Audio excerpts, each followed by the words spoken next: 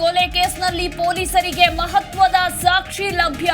ಶೆಡ್ನಲ್ಲಿ ಹಲ್ಲೆ ಮಾಡಿದ ವಿಡಿಯೋ ಸಿಕ್ಕಿರುವ ಮಾಹಿತಿ, ಆರೋಪಿಯೊಬ್ಬನ ಮೊಬೈಲ್ನಲ್ಲಿ ಚಿತ್ರೀಕರಣ.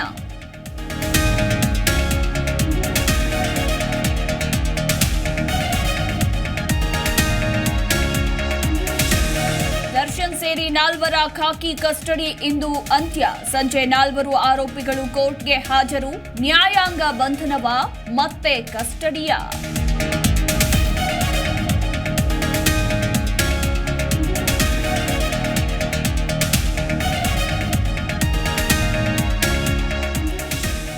ದರ್ಶನ್ ಇಲ್ಲದೆ ಚಿತ್ರರಂಗ ಇಲ್ಲ ಅನ್ನೋದು ದೊಡ್ಡ ತಪ್ಪು.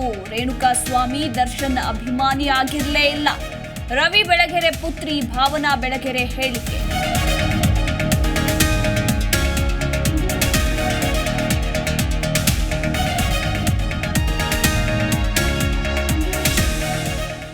ಕರುನಾಡಿನಲ್ಲಿ ಮುಂದುವರಿಯಲಿದೆ ವರುಣನ ಅಬ್ಬರ. ಮುಂದಿನ 3 ದಿನಗಳ ಕಾಲ ಭಾರೀ ಮಳೆ ಮುನ್ಸೂಚನೆ. ಜೂನ್ 25ರವರೆಗೆ ಕರಾವಳಿ ಜಿಲ್ಲೆಗಳಿಗೆ ರೆಡ್ ಅಲರ್ಟ್.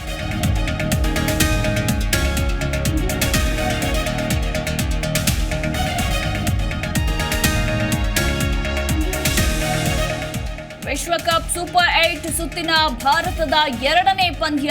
ಬಾಂಗ್ಲಾ ವಿರುದ್ಧ ಗೆದ್ರೆ ಭಾರತ ಸೆಮೀಸ್ ಎಂಟ್ರಿ ಫಿಕ್ಸ್. ಎದುರಾಳಿಗೆ ಮಾಡು ಇಲ್ಲವೇ ಮಡಿ ಮ್ಯಾಚ್.